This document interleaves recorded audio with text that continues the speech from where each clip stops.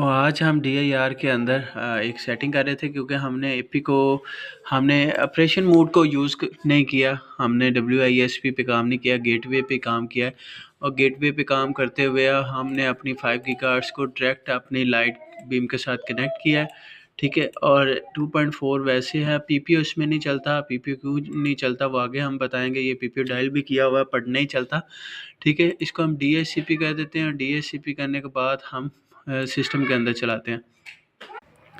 अभी ये थोड़ा सा टाइम लेगा और अभी सिस्टम पे चलते हैं, PPO डायल करते हैं। ये हमारी वैन कनेक्टेड है। अभी ये देखिए इथरनेट में D-Link कनेक्टेड है, ठीक है, D-Link। और अभी हम PPO डायल करते हैं। तो PPO डायल करने के लिए नेटवर्क पे जाते हैं, शेयरिंग पे जाते हैं। ये मैंने एक यूज़र बनाया है, इसको अलाउ करते हैं, कनेक्ट करते हैं। और ये देखें हमारा यूज़र कनेक्टेड हो चुका है।